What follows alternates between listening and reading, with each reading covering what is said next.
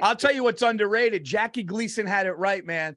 I've done it 2 times in the last year, and it was the greatest thing ever. Train travel.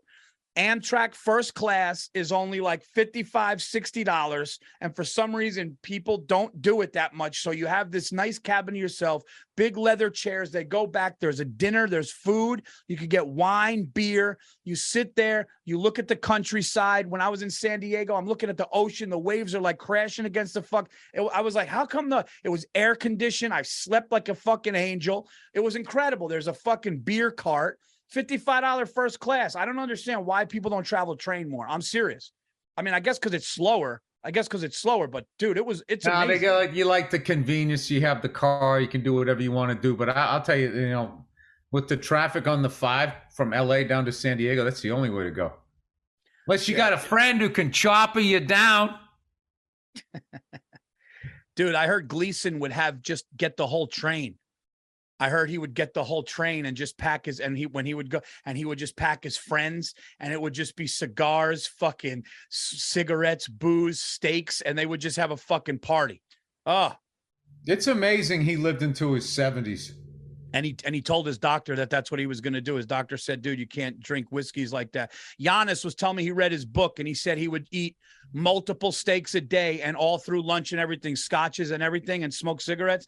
And his doctor was like, it's not. He's like, this is how I'm living. This is the way I'm living.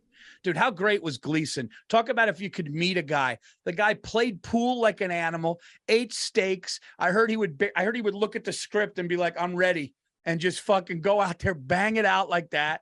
I heard, and they said in the book that it was undocumented because nobody had it. He would go and do stand-up, and he would just grab a mic and fucking talk to the crowd and just fucking murder. Yeah, oh. No, he was the great one, Paul. I've thought about that. Once you got kids, though, you can't live like that. You thought about living that life? Oh, all the time. You said, I'm going to stay healthy. I got to live as long as I can. And then it's just like, or. Yeah. Well, my thing is either or. Like, I wish I could get that middle spot, that live to 81. The way I live every day, I'm going to live to 100. I'll be dead in a year. Did Bob Hope smoke sticks and party or no? No, I don't think he did. And he got like massages every day, keep himself limber and all that. He was like the cows, the Kobe beef cows that get massaged. Yeah, eating yeah. He made it to 100 too, I think. I got to be honest with you, dude. I wish that they would interview more people that turned 100. Especially like people like that had a certain level of success and everything like that, so they knew a lot of people and all that. And like my grandmother lived to be almost 105, and she was on like her 3rd set of friends. Rest her soul. She had her life friends, outlived all of them, and then she went like 10 years back, 15 years back, outlived all of them, did that again, outlived all of them. And it was just like, that's like beating life. No, dude, she used to play bridge. She was big with bridge, kept her mind really sharp. And like, I remember every like 10 years, there'd be 3 new old ladies sitting around her table. I'd come over there when she was playing cards. Wow. He's like, and she'd like she did volunteer work. She kept herself sharp. She still did her own books, with her money, played cards and that type of stuff. She kept her brain like active. Like that's a big thing, because that's why some of these people are like, I'm fucking retiring at this age or anything. And it's just like, which is all cool, but I think there's something that when you retire and you don't really have a reason to get up, you got to have a plan when you retire. Huh? When you retire, you should have a plan, though.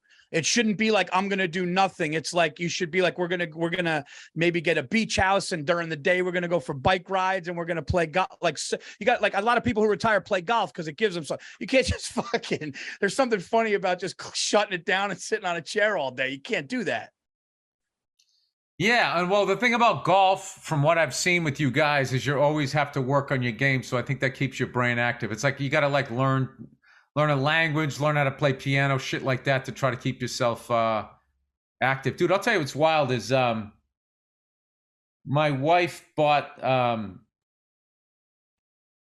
the latest issue of Rolling Stone, and I wasn't going to get it because it was some fucking troll that acted like he became friends with Eddie Van Halen when what he really did was take advantage of a guy fighting cancer and addiction at the end of his life. The article was just all about the guy. Like I read like the first couple of paragraphs. It was just like gross. It was just about the guy.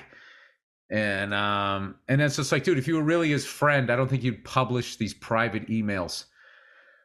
Just total total fucking opportunity. It was a disgusting fucking article. So I was like, fuck that. I'm not buying that issue, right? But I like Rolling Stone. So my wife ended up getting it for me because there was a article on like psychedelics. I don't have the hockey player's name, but like a former enforcer, had like all these cognitive issues, and he started, taking mushrooms to treat it.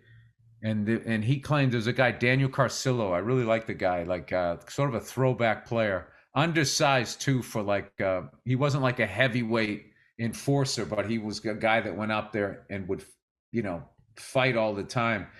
And I didn't realize what he was going through. The guy had like slurred speech, suicidal thoughts and all that. And he took the hero dose is what they call it. Like, the 5 milligrams where, you just fucking see God and all of that shit.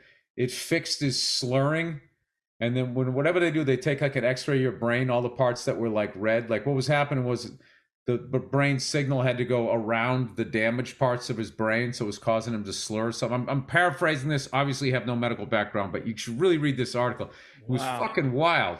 And it's like, I was wondering if it would help people that had like strokes or something like that, but they're starting to open that up, which is exciting. And also like, once big pharmaceutical, once they make like mushrooms legal, I think they're going to become less healthy because that's all big pharmaceutical seems to know how to do. Like, I think weed right now is probably the most unhealthy it's ever been now that it's fucking legal and shit. Like the potency of it and all of that. And I don't know if it's just because like the nerds, like, they can turn it into like oil that they can put on a pizza and you just like, yeah, it was like, I remember my friends they'd smoke fucking weed all night. They kind of like, hey. They weren't like, borderline tripping, I think I've said this before in the podcast, so I'll shut up. So like, I don't know. You should check out the article, dude. It's really, really, really interesting. Especially with, I don't know. It seemed like this guy's most difficult thing for him was to get people. A lot of people say, okay, I'll be there. I'm going to do it. And then they get scared or like, I'm not fucking doing that. But, I don't know. I'm just putting that out there because I know a lot of people have played contact sports and shit. They're saying it might help with dementia. Like they're just starting to learn. Like there's all of this stuff that they're sort of like speculating on. That's pretty exciting. As far as people like the final third of your life, that you're not walking around forgetting shit and that's important. Sensitive to light and all of that. Yeah, that's actually important for people to hear, because if there's people that are like, listen, I'm at the point where I'll try anything and anything that will help me. And what's a lot of breakthroughs right now with cancer, dude, they're saying that cancer is like, just years away, like not 50 years either, but like they're finding out stuff. It makes you think though, that if somebody's brain is, like you said, when they get scanned and it's lit up in the areas it kind of makes you think like, what's it going to look like in literally like 200 years? Are they going to be able to just be like, oh, this part of your brain has damaged, so now you're going to take this and it'll kind of rebuild cells? It's kind of nuts, like what advancement it can. I don't think people are going to be here in 200 years. The rate we're going. All right, man. Well, I was trying to say something positive. It's gonna.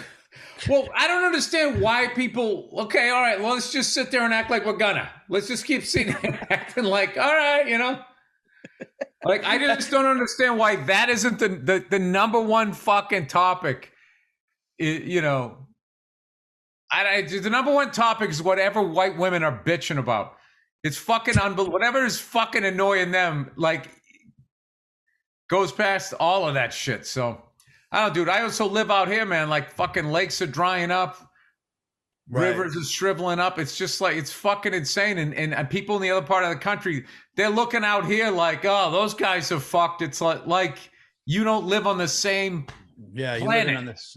Yeah, It's like a cancer. It's just gonna fucking go across like that. So live on the same body of land. Not even just the same planet, same body of land as America. It's gonna, yeah.